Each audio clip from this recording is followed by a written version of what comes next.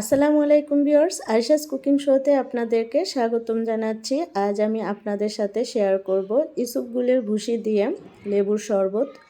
তো আমার চ্যানেলে যারা এসেছেন প্লিজ সাবস্ক্রাইব করে পাশে থাকবেন, আর যারা ফেসবুক থেকে দেখছেন প্লিজ পেজটি ফলো দিয়ে রাখবেন।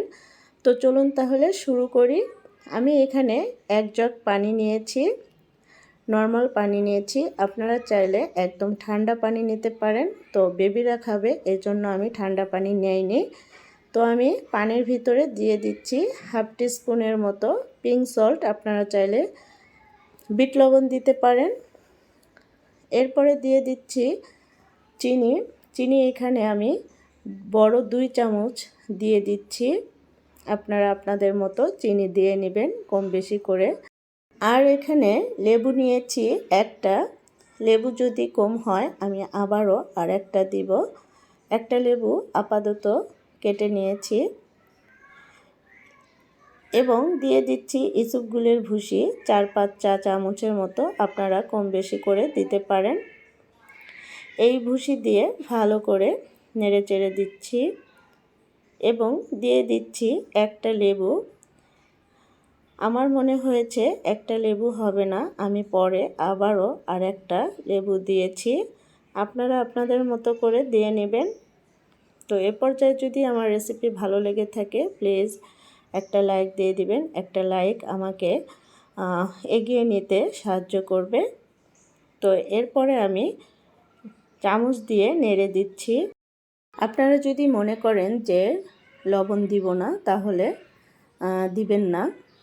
তো অল্প একটু লবণ দিলে খেতে ভালো লাগে, আপনারা দেওয়ার চেষ্টা করবেন। আর যদি না দিতে চান দেবেন না। তো আমার মিক্সড করা হয়ে গেছে।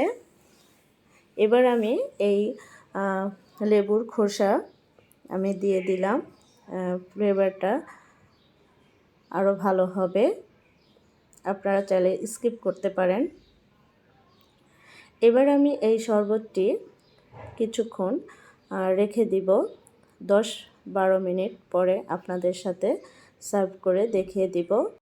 তো ভিউয়ার্স, ফিরে আসলাম 10-15 মিনিট পরে।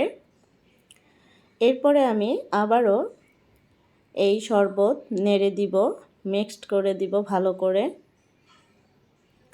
আর ফ্লেভারটা অনেক সুন্দর হয়েছে। এবার আমি 3টা গ্লাস নিয়েছি, আপনাদেরকে পরিবেশন করে দেখিয়ে দিচ্ছি। তো গ্লাসে দেওয়ার আগে অবশ্যই নেড়ে দিতে হবে, তা না হলে এক জায়গায় জমে থাকবে ইসবগুলের ভুসি। তো আমি গ্লাসে ঢেলে দিচ্ছি। তো ভিউয়ার্স, হয়ে গেল আমার ইসবগুলের ভুসি দিয়ে লেবুর শরবত। এই শরবতটি খেতে দারুণ লাগে, বেবিরা অনেক পছন্দ করে। আপনারা চাইলে এই শরবতটা বেবিদেরকে করে দিতে পারেন, দেখবেন ওরাও অনেক পছন্দ করবে। বা গেস্ট আসলে এই শরবতটি করে দিতে পারেন।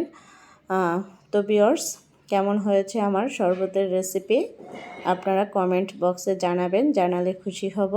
তো আমার চ্যানেলে যারা নতুন এসেছেন প্লিজ সাবস্ক্রাইব করে পাশে থাকবেন, আর যারা ফেসবুক থেকে এসেছেন প্লিজ পেজটি ফলো করে দিবেন।